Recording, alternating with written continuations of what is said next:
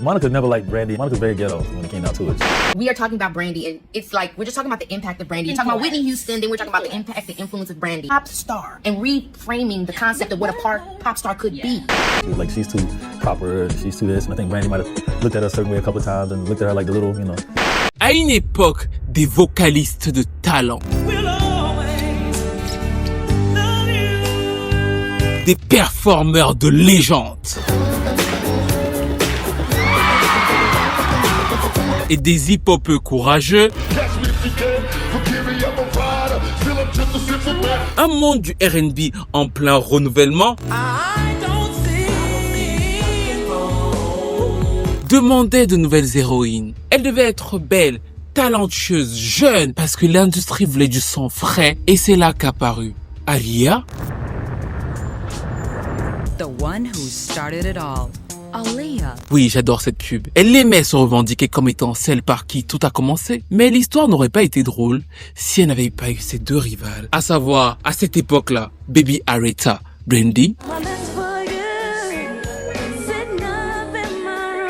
Et surtout, la fille de l'église, Monica.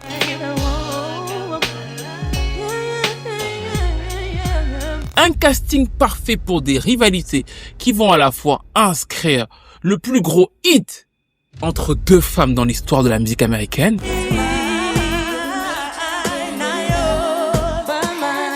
mais aussi des griffures qui vont perdurer plus de 25 ans après cette chanson. Mais avant de commencer la vidéo,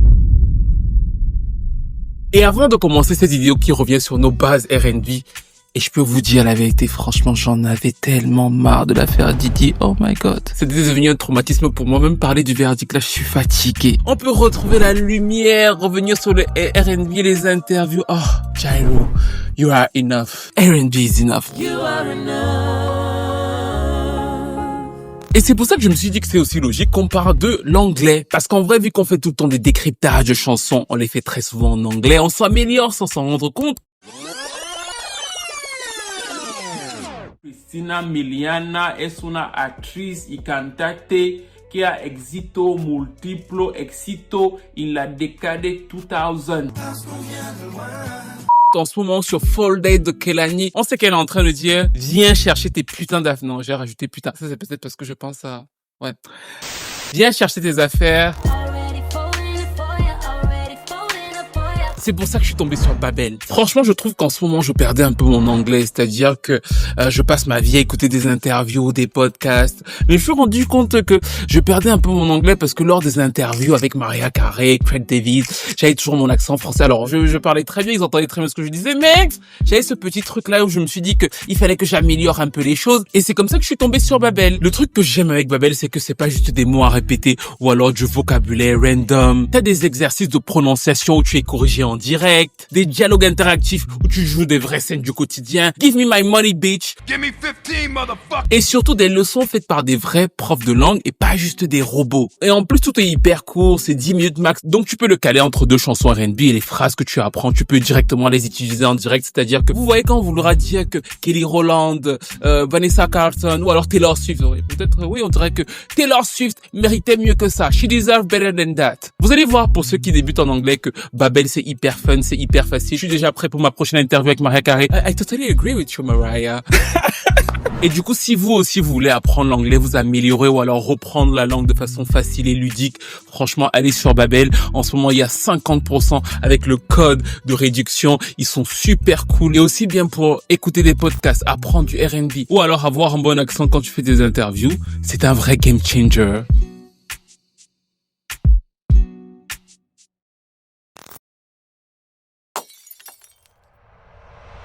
Vous avez vu Aaliyah? Vous avez vu comment elle était tout pétée? Celle par qui tout a commencé avec ses petites lunettes noires. Elle sort de la terre en mode « c'est moi la première ». Imaginez comment les autres devaient la voir.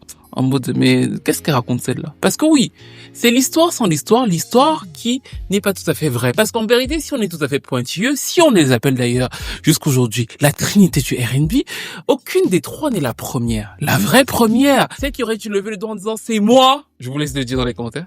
Oui. C'est Tracy Spencer. Je sais que certains allaient dire Janet, mais Janet c'est l'original, mais donc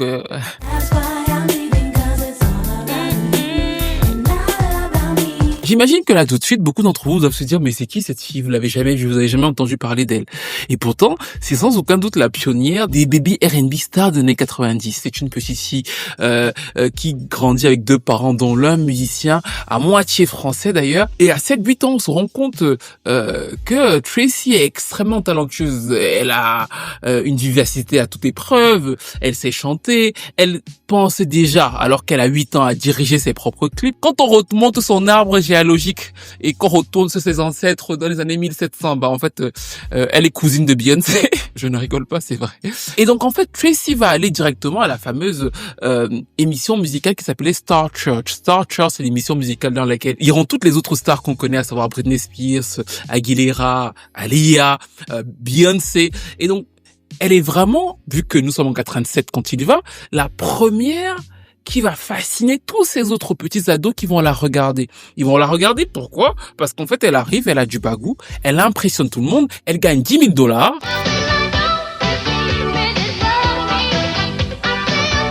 Capitol Records la signe alors qu'elle n'a que 11 ans.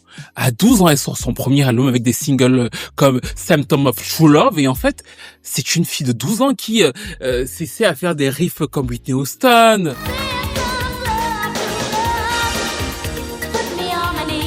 Elle a d'autres chansons comme This House. Elle chante et vous n'avez pas l'impression qu'elle a 12 ans. Elle fait une reprise de John Lennon, Imagine.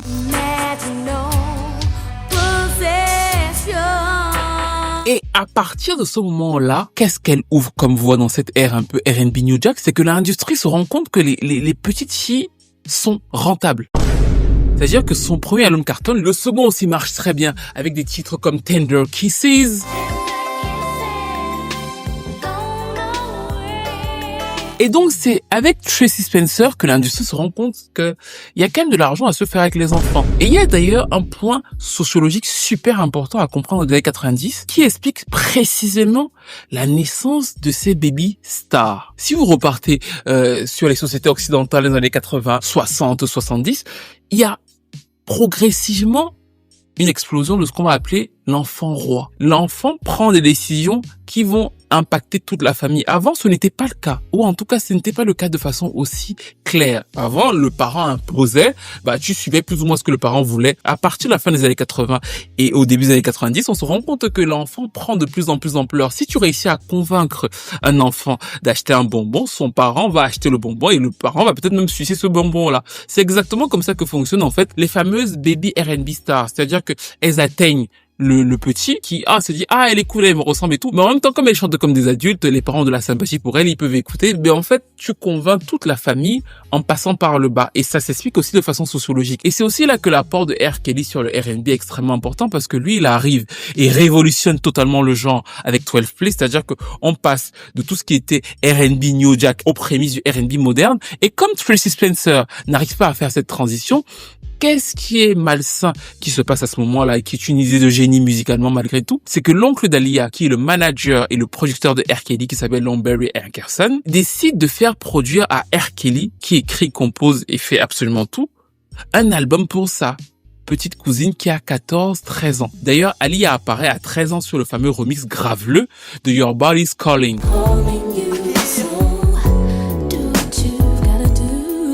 Humainement, qu'on soit très clair, c'est dégueulasse. Il a 26 ans, il sort avec une fille qui a 14 ans. En revanche, là où c'est pervers, c'est qu'effectivement, Age ain't nothing but a number, parce que c'est le titre de l'album, l'âge n'est rien d'autre qu'un nombre, sur lequel toute la promo est sur l'ambiguïté, R. Kelly est par-ci, par-là, parce que R. Kelly cartonne, c'est l'oncle qui produit et tout. En fait, c'est aussi cette promo-là et le succès qu'elle va avoir suite à cette collaboration avec R. Kelly qui lui permet de dire la fameuse phrase du début, à savoir, je suis celle par qui tout a commencé. En vérité, Aaliyah est très talentueuse, mais si elle n'avait pas rencontré R. Kelly, elle aurait pu être une Tracy Spencer, c'est-à-dire que une fille qui arrive, qui chante bien, qui a quelques succès, mais qui ne s'imprime pas dans le game. Ce qui lui permet d'envoyer la pique aux deux autres et de leur rappeler que, en fait, je sors en premier, mais surtout, je suis en amont sur le son. C'est son premier album et le fait qu'il sorte juste avant ceux des deux autres.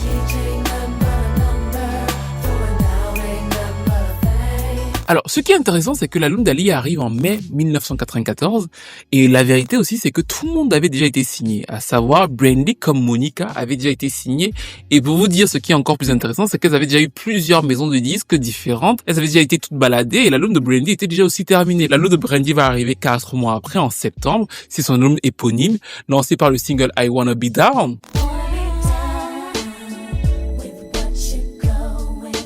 Et la particularité de l'album de Brandy, c'est qu'il a cette vibe très soul hip-hop. Et c'est très intéressant d'ailleurs pour la carrière qu'elle va avoir après. C'est un album qui, sur certains singles, chante beaucoup comme Whitney, mais dans l'esprit profond est très très soul hip-hop. Même dans les chœurs.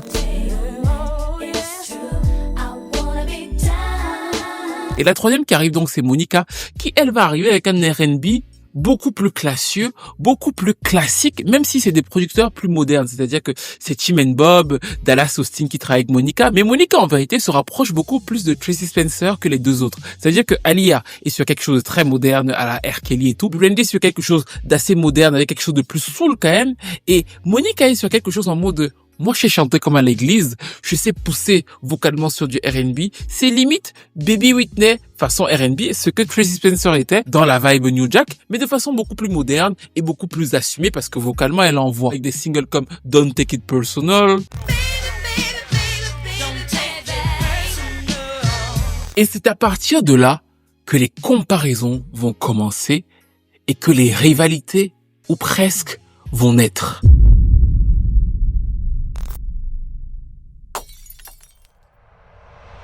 Brandy va très vite devenir celle qui vend le plus. Pourquoi? Parce qu'elle a l'image la plus lisse. Et comme on l'a déjà expliqué, Brandy va devenir assez aussi rapidement la fiancée de l'Amérique. C'est-à-dire que ça va être vraiment la petite fille noire que les foyers américains, même blancs, vont adorer. Après, elle va avoir la fameuse série Moesha. Et ça va lui donner quoi? Ça va lui donner ce qu'on va appeler du media training. C'est-à-dire que Brandy va devenir très lisse. Pourquoi? Parce qu'en fait, elle peut pas s'adresser qu'à l'audience très noire. Elle a aussi toute l'audience blanche américaine qui la regarde, qui la connaît. En plus, elle a ses tresses et tout. Donc, du coup, elle a une image assez lisse. C'est la fille que tout le monde aime. Aaliyah a une image beaucoup moins lisse que celle de Brandy. Elle a un succès critique plus fort parce que elle est avec R. Kelly et qu'ensuite elle sera avec Timbaland et Missy Elliott, comme on l'a vu dans la précédente vidéo. Et comme elle vous le précise, c'est moi qui ai commencé. Mais Aaliyah a ce petit côté où, comme vous le savez, son image est reliée à celle de R. Kelly et elle va pâtir du fait d'avoir une relation et un divorce avec R. Kelly. C'est-à-dire que le public sera plus dur avec Aaliyah sur la relation entre R. Kelly et Aaliyah qu'ils ne le seront avec R. Kelly. En plus, donc, du coup, effectivement, les textes d'Aaliyah sont assez équivoques pour une fille de son âge. Pourquoi? Parce que c'est écrit par R. Kelly, c'est produit par son oncle et que très souvent, ça parle du 7e ciel. Ce que ne font absolument pas, et ça c'est un truc hyper important dans leur carrière, Monica ou Brandy, parce que Monica qui arrive donc dans la 3e a aussi du succès, un succès moins fort en termes d'image que les deux autres, mais en fait Monica a ce côté où elle représente vraiment une stature du R&B beaucoup plus classique, beaucoup plus posée. C'est une vocaliste avec beaucoup de maîtrise qui gère son territoire. Et Brandy va être celle qui va lancer les hostilités parce qu'à la fois elle a ce truc de fissage et à la fois, bizarrement, elle est très réelle. C'est-à-dire que c'est du coup son problème de sœur jumelle. Pour ceux qui avaient déjà vu la vidéo sur ses harmonies, en fait sa personnalité parfois ressemble un peu à ça. C'est-à-dire qu'elle est à la fois très sage et à la fois elle va dire quelque chose de très vrai. Et l'une des choses qui va lancer les hostilités, c'est que comme elles sont souvent comparées en interview, on va demander à Brandy tu penses quoi de Aaliyah et de ce que Aaliyah chante? Et Brandy va dire ouais, moi j'aime beaucoup la musique, mais je trouve que ses paroles sont beaucoup trop matures pour son âge et ma mère ne me laisserait pas porter les robes qu'elle porte. Ça, c'est une phrase qui peut sembler bête, mais ça va piquer, ça va être un peu mal pris par Aaliyah et il va y avoir cette fameuse réponse qui est d'ailleurs souvent ressortie par les fans d'Aaliyah où Aaliyah lui répond de façon assez classe en disant qu'elle n'a rien contre Brandy et que bon courage à toi. One other thing, Brandy said some things that were said. Now, did you hear what she actually?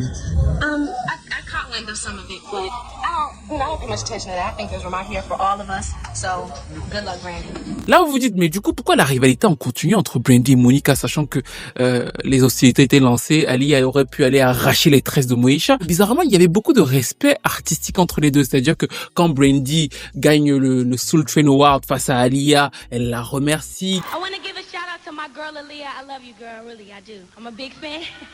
quand Aaliyah sort One in a Million, Brandy écoute l'album et est inspirée par l'album et justement elle refuse de travailler avec Timbaland et Missy parce qu'elle dit que c'est le son d'Aaliyah. Donc du coup, il y a une sorte de respect entre les deux. Quand on propose à Aaliyah de jouer dans Scary Movie quelques années après, en fait, Aaliyah est censée jouer dans le film, mais dans le film on se moque du personnage de Brandy, de Moesha, du personnage de fille très lisse. Et donc du coup, Aaliyah va refuser le film parce qu'elle va se dire qu'elle veut pas se moquer de sa collègue Brandy. C'est-à-dire que la relation ne va jamais déborder. Elles vont trop se respecter pour que les petites animosités, animées aussi par les médias, parce que les médias les comparent beaucoup, aillent plus loin. Et c'est comme ça donc que la rivalité et l'opposition médiatique va se transférer entre Brandy et Monica, qui en réalité sont plus opposés que ne le sont Aaliyah et Brandy, parce que Brandy, c'est vraiment le mainstream, et Monica, c'est beaucoup plus la street dans l'idée de ce qu'on se fait musicalement du R&B. Au début, elles se connaissent, elles sont pas amies, même si elles disent qu'elles sont amies, mais du coup, en gros, elles se connaissent. Mais très vite, en fait, elles-mêmes remarquent quelque chose chez chacune d'elles qu'elles aiment pas. Monica trouve que Brandy est snob et un peu fausse, parce que bon, c'est elle le mainstream, et Brandy lui fait, dans son cœur, le reproche inverse. C'est-à-dire que c'est qui cette fille du ghetto, là qui n'a pas de manière et tout, qui sait pas se comporter. Et c'est intéressant parce que c'est effectivement ce qu'elles sont. Sauf que dans l'enregistrement du second album de Brandy, qui va donc s'appeler Never Say Never, elle a elle-même l'idée d'une chanson qui s'appelle The Boy's Mind. Cette chanson est inspirée par une rupture amoureuse. Elle sortait avec Wanya des Boyz II Men. Et là encore, ça rappelle donc à cette époque-là, vu que Brandy a quasiment le même âge que Aaliyah et Wanya a quasiment le même âge que R. Kelly, c'était pas choquant pour les gens de voir que des ados étaient en relation avec des mecs qui avaient quasiment 10 ans de plus qu'elle. En tout cas, dans cette relation-là, Brandy se rend compte que c'est comme ça que lorsqu'elle travaille en studio avec Rodney Jerkins, elle a l'idée d'écrire cette chanson qui s'appelle à la base The Boy's Mind. The Boy's Mind, c'est une chanson qu'elle veut chanter seule de base, vu que c'est The Boy's Mind, c'est-à-dire que c'est son mec à elle. Et finalement, dans l'enregistrement, Rodney lui dit, ce serait quand même pas mal qu'on fasse venir une autre chanteuse. C'est là qu'ils vont penser, et le label va se dire que c'est plutôt pas mal, à Monica. Parce que Monica a le truc vocal. Ils imaginent que Monica pourrait incarner autre chose dans la chanson. Et c'est donc comme ça que Brandy, qui est pas totalement chaude au début, valide Monica pour sa chanson. Et au début, c'est pas tout à fait évident. Pourquoi? Parce que à partir de cet album-là, Brandy devient Brandy. Elle commence à peaufiner son style, le couloir, les sœurs jumelles. Vous comprenez ce que je veux dire? C'est-à-dire que Brandy commence à ouvrir, alors qu'elle était beaucoup plus soul, beaucoup plus inspirée de Whitney sur le premier. Elle commence à devenir Brandy. Monica, de son côté, est très Monica en assurant les bases et en montrant que moi, je peux pousser vocalement. C'est pour ça que la première session de studio entre les deux ne se passe pas bien. C'est-à-dire que Brandy trouve que les enregistrements de Monica ne sont pas tout à fait à la hauteur. Ils finissent par non valider ce que Monica propose et Monica se dit ok, bon, moi je repars chez moi avec mon producteur Dallas Austin, je vais réenregistrer mes parties seule et je vais te les renvoyer. Et c'est comme ça donc que Monica renvoie ses parties et que les parties sont validées.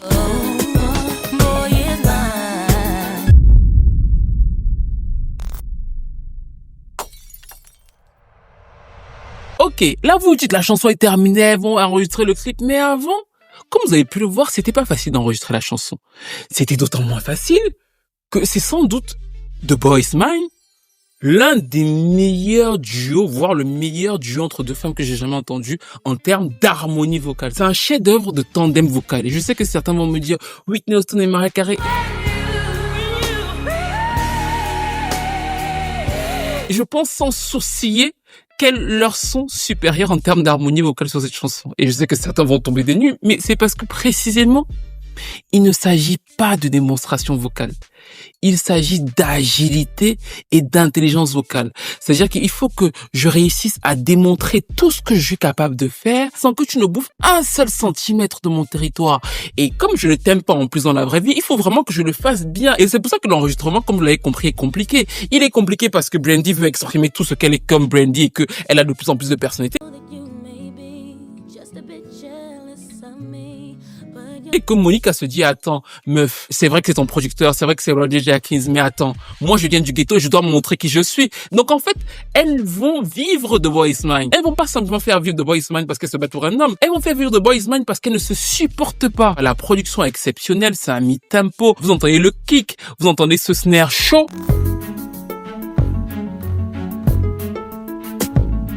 c'est très aérien pour laisser place justement à l'affrontement vocal. Et Brandy arrive avec sa voix chaude, feutrée.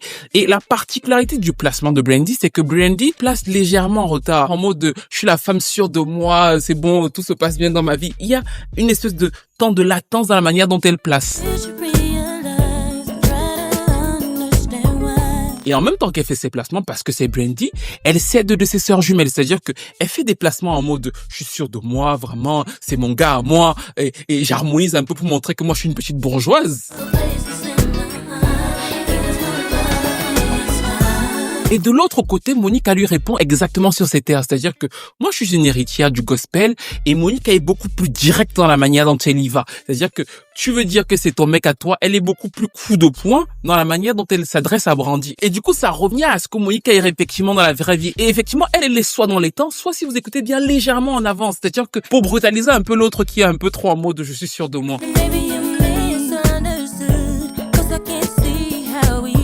Le duo est génial parce qu'il raconte cette histoire de dualité, mais qu'en fait, vocalement, il est toujours présent à chaque instant. Brandy ouvre le couplet, Monica répond. Monica ouvre le couplet, Brandy répond. Et même les lignes mélodiques à la fin de chaque phrase, vous avez l'impression qu'elles se croisent. Mais en fait, elles se croisent toujours différemment. C'est-à-dire que quand Brandy dit « You need to give it up », elle monte et Monica descend. C'est-à-dire que pendant que tu montes, moi je descends, je ne te laisse pas. Le match c'est ici. J'ai dû écouter le mix de cette chanson, les pistes vocales au moins 500 fois dans ma vie et même dans le stéréo. C'est-à-dire que quand vous écoutez au casque, Brandy chante légèrement à gauche, Monica chante légèrement à droite. C'est-à-dire que c'est équilibré à absolument tous les niveaux. Je crois que j'ai jamais vu un truc pareil parce qu'en plus, elle s'incarne totalement. Le truc que je ne vous ai pas dit qui est déséquilibré dans cette chanson, et c'est peut-être la force de la chanson justement, c'est que Brandy malgré tout essaie à tous les niveaux de piéger Monica. Et le piège qu'elle tend à Monica et qui est un piège fastidieux de la chanson, c'est qu'elle cède quasiment toujours bizarrement de ses sœurs jumelles. Et c'est le seul truc qui est déséquilibré. C'est-à-dire que Brandy essaie toujours d'harmoniser plus que Monica. D'ailleurs, elle harmonise plus que Monica.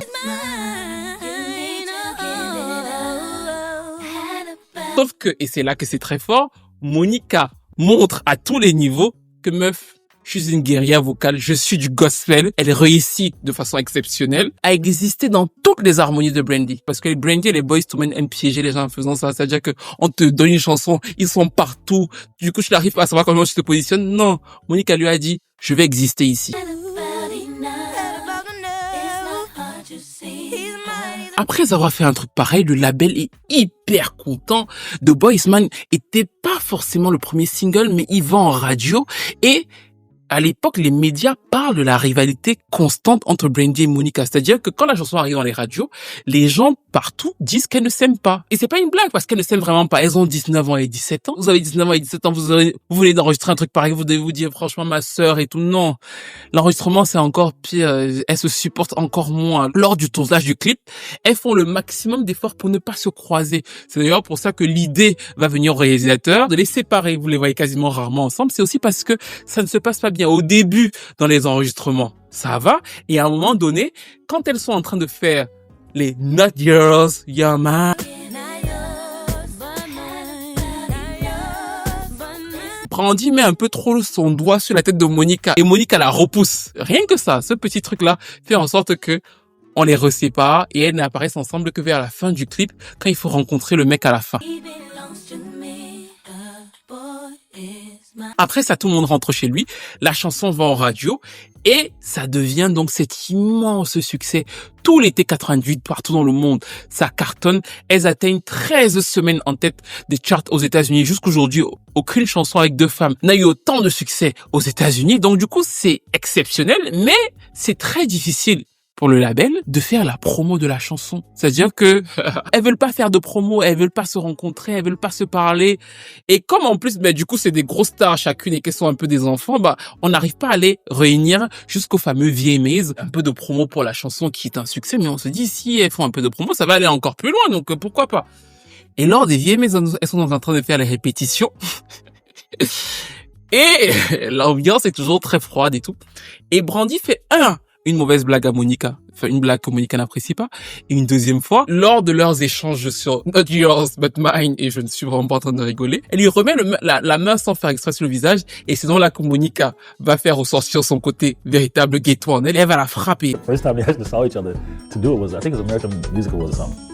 And before they could even get to the stage, Monica decked her in the face.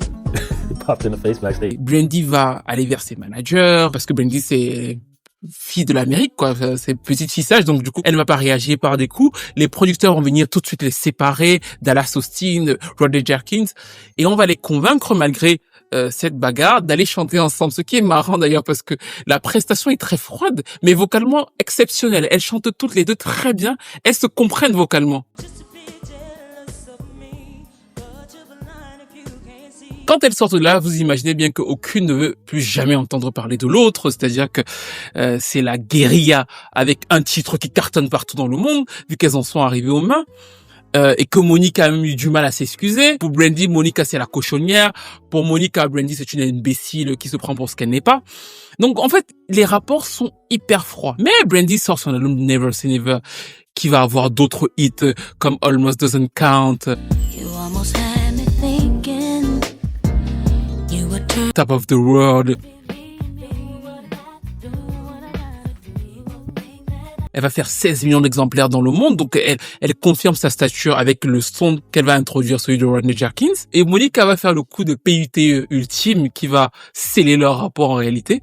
C'est que Monica va annoncer son album et elle va appeler son album The Boy Is Mine. Pendant 25 ans, à n'importe quel moment de la nuit, si tu réveillais Brandy et tu disais Monica, elle a dit c'est ma chanson, n'importe quelle, c'est ma chanson, c'est ma chanson, c'est ma chanson, c'est ma chanson. Ça va être une des trahisons les plus célèbres du R&B de cette époque-là. Parce qu'en fait, c'était la chanson de Brandy pour l'album de Brandy, et quand Monica va vouloir faire la promo de son album à elle va reprendre le titre de la chanson de Brandy. Sauf que pour Brandy, ça va devenir, mais attends, c'est moi qui l'invite sur un titre que j'ai écrit, je lui laisse la place, ça cartonne, et maintenant elle s'en sert pour faire la promo de son album, qui va d'ailleurs devenir l'album le plus vendu de Monica, avec des titres comme First Night, Angel of Mine. Même si elles vont gagner ensemble le Grammy de la meilleure performance vocale R&B, c'est fini en fait, relationnellement parlant.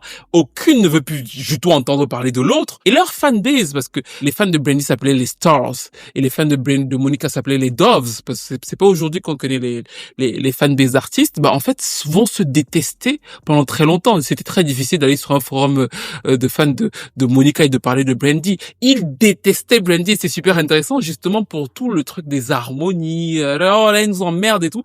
Et les fans de Monica vont vous dire que Monica chante comme toutes les filles des églises d'Atlanta, on n'a pas besoin d'elle, on ne veut pas d'elle, c'est une nullarde. C'est-à-dire que pendant très longtemps, même dans les années 2000, au fur et à mesure qu'elles vont chacune grandir musicalement, Monica sort en 2003 l'album After the Storm. Brandy sort Full Moon, Aphrodisiac, Human. Monica sort en 2006 l'excellent album The Making of Me.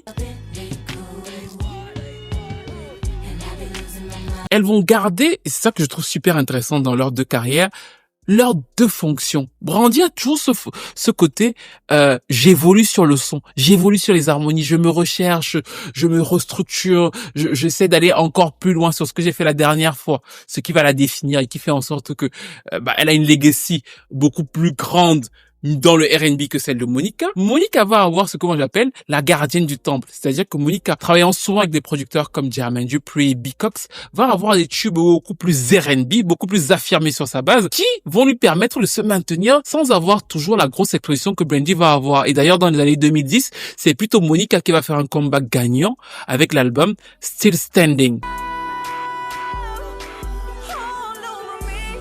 Et là, la folie de la vie va faire en sorte qu'elles se retrouvent sur le même label. Elles qui se sont, comme vous l'avez compris, évitées pendant 10 ans. C'est-à-dire que aucun contact, dans les cérémonies, elles s'évitaient. Vraiment, il y avait rien entre les deux pendant 10 ans. Aucune prestation de The Boy Is Mine ensemble.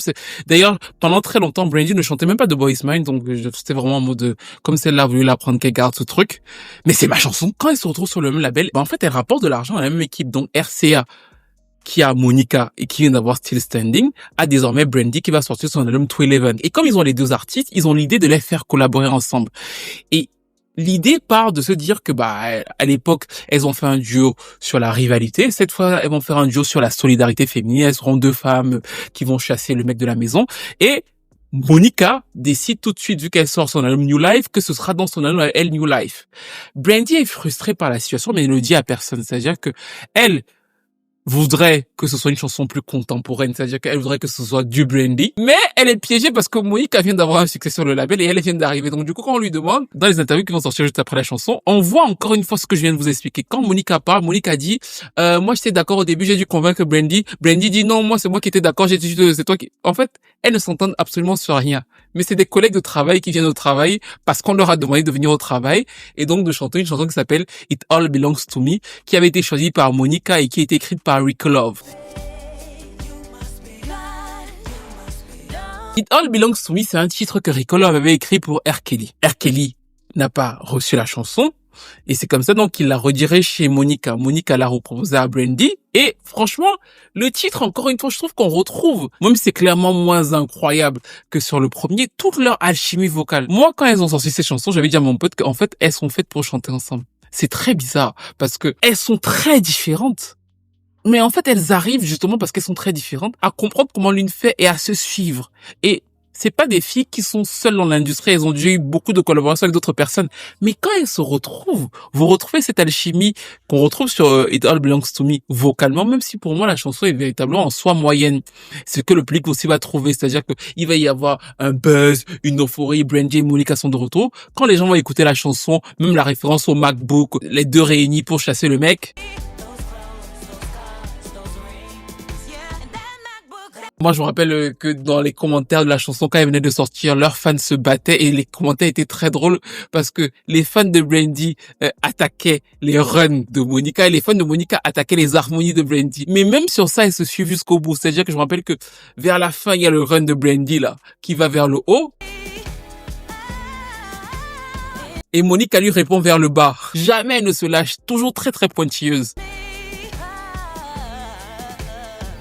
Les interviews et même les lives sont bizarres parce qu'on voit en vérité que elles s'apprécient pas. As teenagers, we were both very competitive, you know, and we didn't remember what it was like to be together, or we didn't even know what it was like to be together, rather. And it was interesting. The Boys Mind was an interesting run, but being together now in this day and time, and us being older and wiser and better communicators, it's just a different thing now, and it feels better. It feels easier. It feels like we're having so much fun with it now.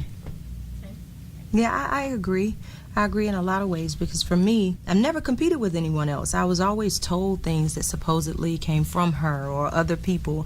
And what we learned most from that is we don't allow anybody else to dictate what happens in our relationship. Even if we disagree amongst each other. Keeping it here, though, eliminates any room for negative outside energy. So we would never want to do anything like that when it comes to this record. We're able to do the things we need to do. Pack up yesterday, say that's over and done with. Dans leur langage corporel, les fans voient que vivement que ça se termine. Et d'ailleurs, pendant la promo, Brandy nous raconte qu'elle a une autre version pour son album parce qu'en fait, Brandy est gênée de chanter très plan-plan.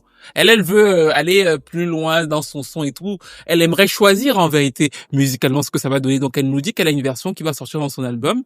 Ce qui, je pense, n'était pas quelque chose qui plaisait à Monica de dire que en fait dans mon album il y aura une autre version de la chanson et tout. Et finalement, quand la chanson flop, on ne va jamais voir cette autre version de la chanson dans l'album de Brandy.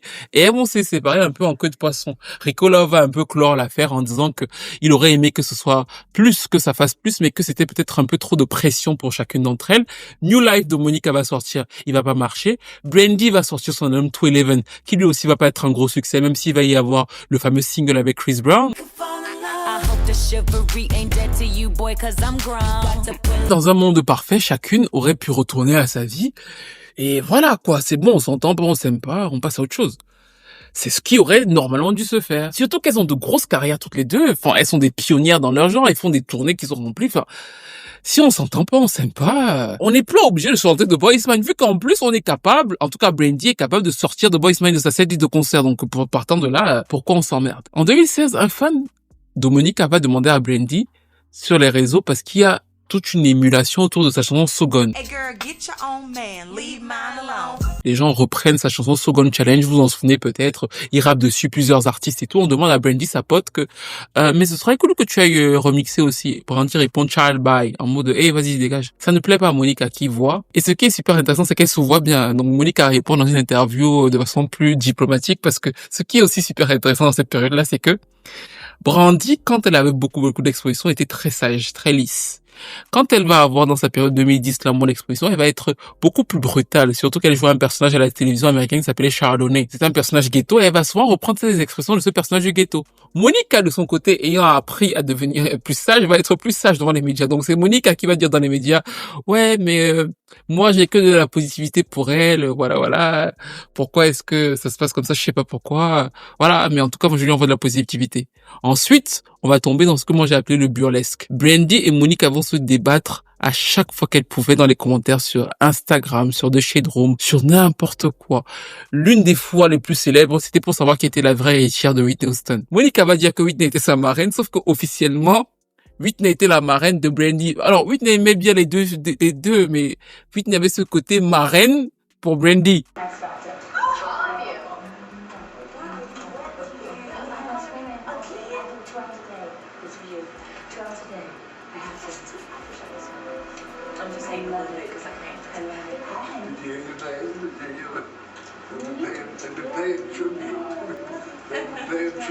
Mais Monica va dire que c'était la mienne. Brandy va se fâcher, va mal lui répondre. La mère de Monica va dire que non. La mère de Monica va venir sur les réseaux sociaux dire que oui, non, mais elle avait dit à ma fille que c'était sa marraine. La mère de Brandy va sortir. Oh là là, oh mon Dieu, c'est les problèmes d'enfants stars, mon Dieu. Donc les mères vont venir se battre devant nous pour des histoires de qu'on s'en fout en fait. Oui, c'est vrai qu'elles étaient toutes les deux ensemble au moment où Whitney décède et Whitney donne un mot à Brandy. Ce mot d'ailleurs qui reste un mystère dans l'histoire du R&B, même si je pense qu'en vérité elle lui disait juste que vas-y dis à Reggie que je le rejoins tout à l'heure. Mais bon, ça a créé toute une émulation et elles ont passé plusieurs années à s'insulter par commentaires interposés de telle sorte que le jour où en 2020 on a annoncé que Brandy et Monica faisaient un versus, on était tous choqués. Je sais que certains d'entre vous, vu que cette chaîne YouTube existait déjà, on était choqués, surpris, et on s'est tous dit, mais qu'est-ce qui va se passer, en fait? Surtout qu'effectivement, et ça a été confirmé plus tard, elles s'étaient pas parlé depuis. Est-ce que vous vous rendez compte? Ça veut dire que depuis toutes les pics qu'elles s'étaient envoyées sur Internet, les équipes se sont appelées, c'est-à-dire que on a appelé l'équipe de Brandy, ils ont dit oui. On a appelé l'équipe de Monica, ils ont dit oui. Et en fait, ils ont dit oui. Pourquoi? Parce que Monica devait faire la promo de son single Trenches, Brandy devait faire la promo de son album B7, et ils savaient que ça allait faire un attrait, ce qui a donné un attrait incroyable. Effectivement, ils avaient battu le record. Je crois qu'il y avait 5,7 millions de personnes qui les regardaient pendant le live du Versus. Donc effectivement, tout le monde voulait voir Brandy et Monica parce que on connaît la rivalité. Toute une génération connaît la fameuse rivalité et les gens s'attendaient à ce que peut-être que elles se réconcilient en live ou alors que ça clash en live. Et en fait, ce qui est marrant, c'est que le Versus de Brandy et Monica a donné exactement le résumé de cette vidéo. C'est-à-dire qu'elles sont venues et elles ont fait exactement le résumé de cette vidéo. Alors, quand on regarde ça de loin, ça peut paraître tendu, mais pas ouf. Mais quand vous connaissez tous les détails de l'histoire, mais il est, pour moi, hilarant, en fait, comme versus, parce que Brandy revient avec sa personnalité mainstream, c'est-à-dire que, en fait, il faut bien que vous mettiez ça en tête. Monica a revu Brandy l'insulter depuis, donc elle a revu l'autre personnalité de Brandy sur Internet. Mais quand elle revoit Brandy, vu que Brandy sait que là il y a 6 millions de personnes, c'est l'autre Brandy, c'est la Brandy sage qu'elle retrouve là. Et elle se dit mais attends, cette fille est bipolaire ou quoi? Brandy avait pris un cahier de notes ou je sais pas trop quoi. Vraiment, je voulais lire la poésie. Oh, vraiment, je voulais, Brandy, c'est quoi? J'ai pris 13 maintenant. Wait, let's look. Oh my God. Is this like a surprise? Is this a surprise? What's going on? Is it? Okay. Yeah, let's. I don't wanna like spoil it. Go ahead. Go ahead, Monica. What is it? Hey, lady. Yes, I didn't. En fait, elles étaient pas du tout à l'aise. Monique a été tendue de telle sorte que au moindre faux pas, celle-là, je lui saute dessus. C'est-à-dire que Monique a été prête. Elle était tout le versus, elle est quasiment comme ça. Et Brandy surjouait le côté réchauffé. C'est d'ailleurs pour ça que dès le début, elle lui dit, vraiment, on va plus se frapper comme à l'époque, ou bien je veux plus être frappée. Et je sais plus comment elle lui sort ça, mais elle rappelle l'épisode où Monique l'avait frappé. Et Monique, elle le prend très mal. Elle lui dit, mais attends, pourquoi est-ce qu'on reparle de ça aujourd'hui? Et I've been on my best behavior the last few years. Good. But there was a time When you were not? when I was kicking in doors and smacking You chicks. sure was. I was I've been delivered. I've been delivered. since But I people did make a know- little song about it. Wait, since people know what? Since people know about it, I was one of them ones. One of them ones that what? That- Ooh, But it's over. I mean, but it was a joke. You should have laughed it and played it. it wasn't funny. It was. People think I'm abusive. That's not what You're not happened. abusive. Et ce moment-là, vous vous rappelez qu'on avait regardé son live pour certains, on s'est dit, mais attends, c'est foutu, elles vont gâcher la soirée, c'est mort, on va pas y arriver, c'est fini, elles vont pas y arriver, elles vont pas pouvoir tenir après ça. Monique a été déjà prête en mode, c'est quoi, pourquoi tu reparles de ça? Mais le versus c'est assez drôle. Monique a été sortie de là, je pense, malgré tout avec une attitude qui n'avait pas plu, logiquement, aux fans de Brandy, à beaucoup de gens extérieurs, mais moi je l'avais comprise, elle. J'avais compris pourquoi est-ce qu'elle était froide et qu'elle chantait aucune chanson de Brandy, et Brandy chantait toutes les chansons de Monica. Alors que vous vous rappelez que, en 2016, quand on avait dit à Brandy, fais le challenge de la chanson de Monica, elle avait dit Charles bye, vas-y. Donc là, Monica, en fait, qui connaissait bien les chansons de Brandy, d'ailleurs, à un moment donné, je crois que c'est sur Full Moon, toute l'équipe de Monica chante Full Moon, et Monica réagit mal à ça. Et les gens avaient trouvé ça pas très fair play.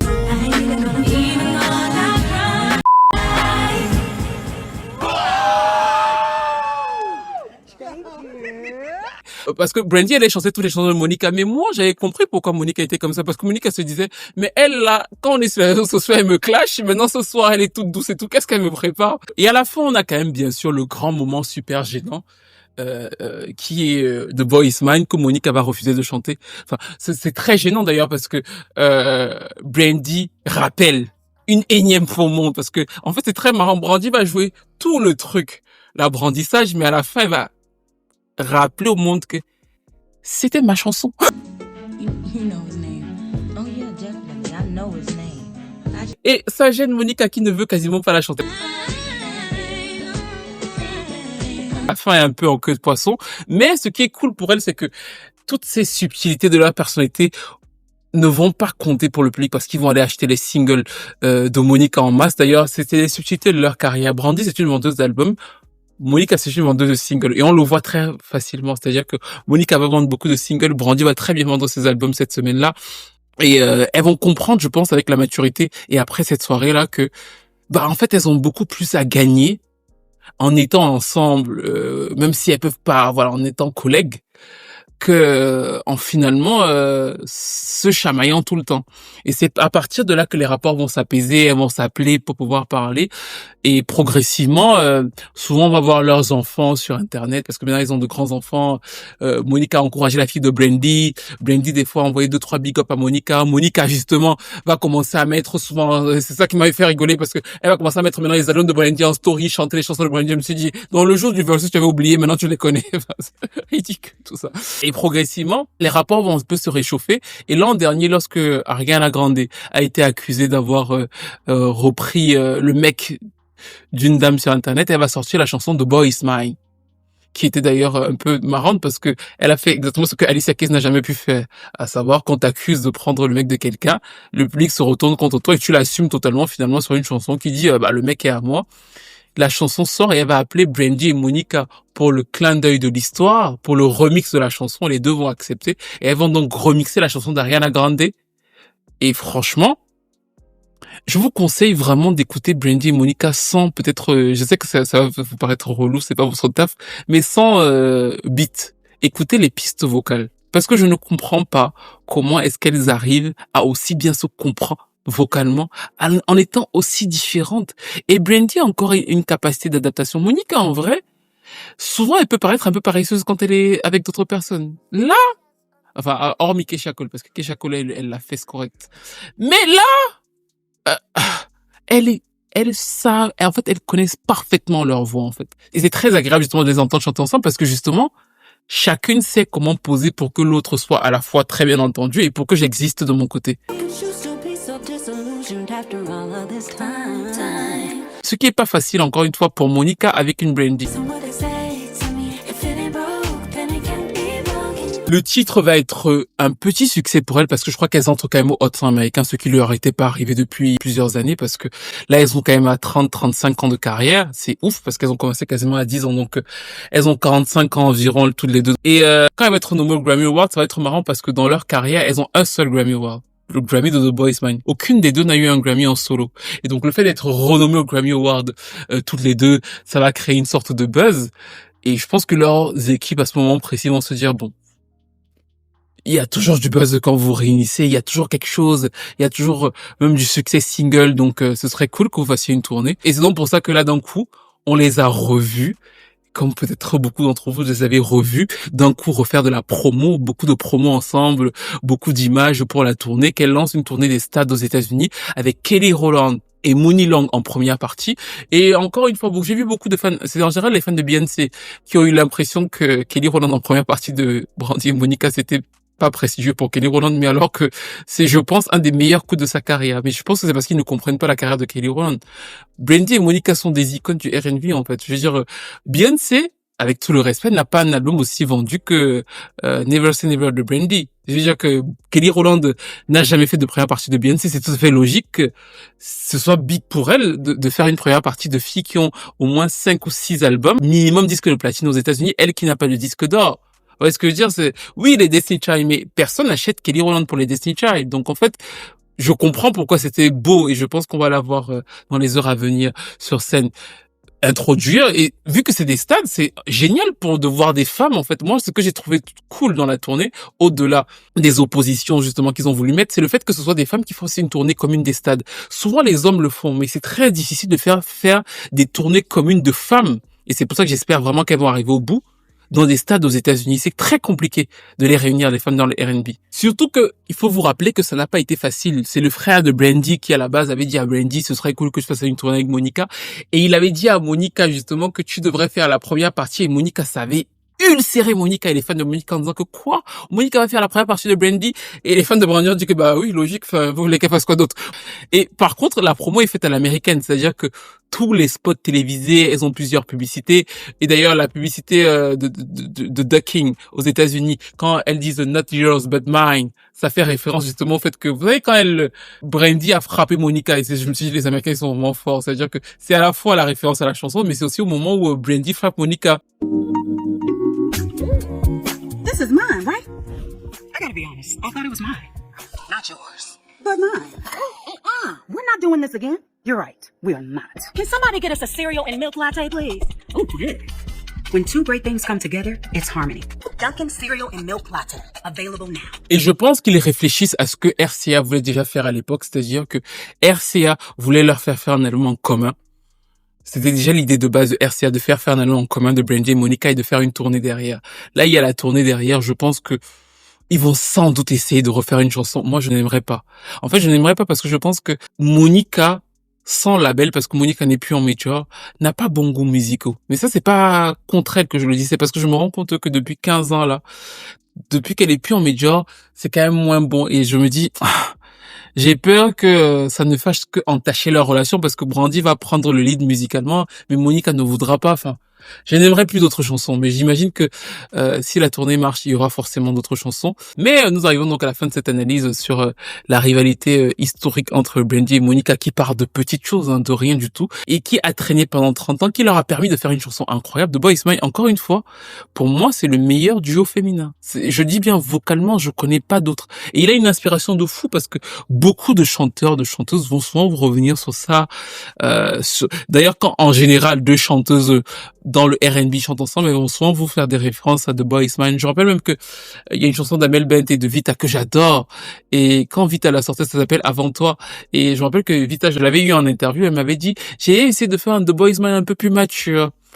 Et j'aime beaucoup justement les harmonies de cette chanson. Je trouve qu'elle c'est bien pensé. Ça ne veut pas dire que je n'aime pas When You Believe, mais enfin, je trouve que, ouais, en vrai, je trouve que c'est une chanson un peu chiante, en vrai. Mais je trouve ça chiant parce que c'est une balade pop, voilà, c'est pas électrisant. Et que je pense que Whitney Houston et Mariah Carey, sur un autre domaine, auraient fait un truc de fou, mais que là, en fait, elles sont quadrillées, en fait. C'est trop quadrillé pour que... c'est pas... En fait, Mariah Carey est pas au top de ce que Mariah Carey est, vocalement, en fait. C'est la tapisserie, là, donc...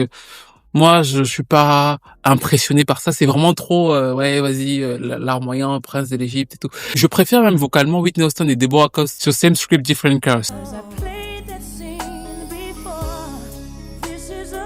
Mais dites-moi ce que vous pensez donc de cette rivalité légendaire entre Brandy et Monica, ce que vous pensez de The Boys Mind, ce que vous pensez de leur alchimie vocale. Est-ce que vous l'aviez comprise? Est-ce que vous comprenez toutes les subtilités qu'on retrouve dans The Boys Mind, qu'on retrouve aussi dans It All Belongs to Me de façon différente? Est-ce que vous comprenez leur trajectoire de carrière, le fait que Brandy soit plus souvent dans le côté innovateur, Monica plus dans le côté conservateur, et que finalement elles réussissent très bien à se retrouver chaque fois qu'elles se retrouvent sur des chansons?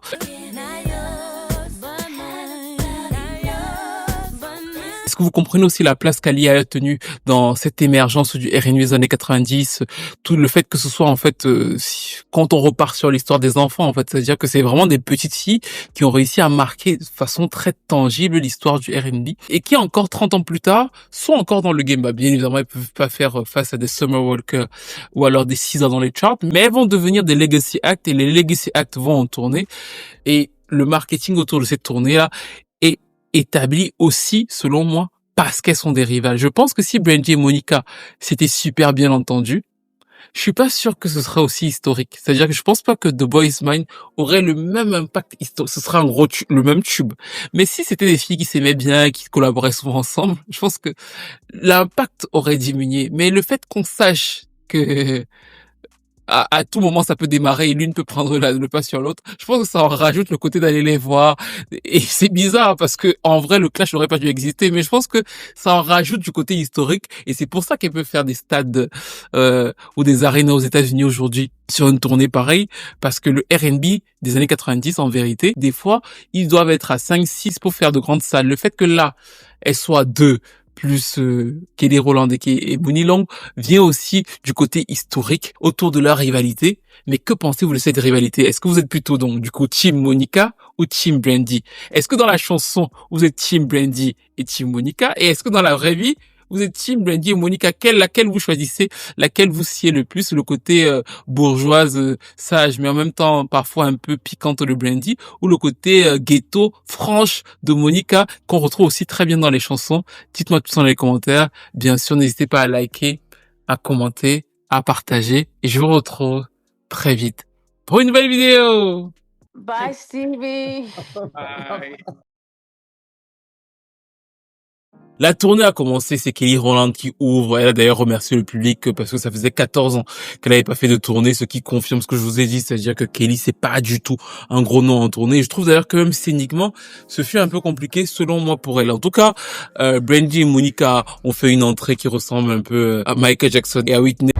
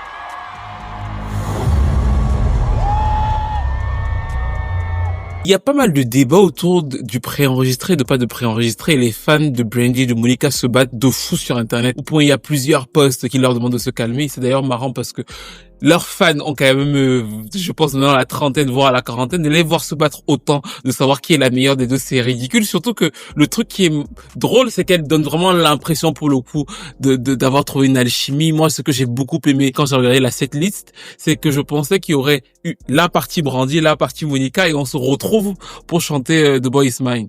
Et finalement, non, c'est-à-dire qu'elles ont vraiment fait un vrai show. Elles chantent ensemble plusieurs de leurs chansons. Have You Ever? Elle rend hommage à Whitney Houston.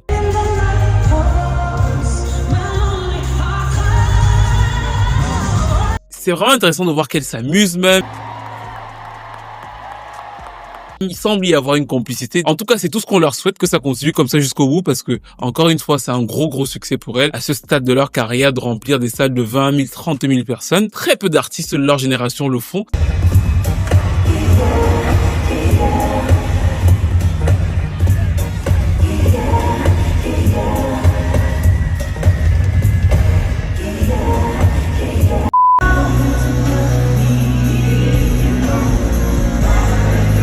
Et ça montre encore une fois que malgré toute leur carrière et au-delà de The Boy Is Mine, leur nom et leur rivalité attirent toujours le public.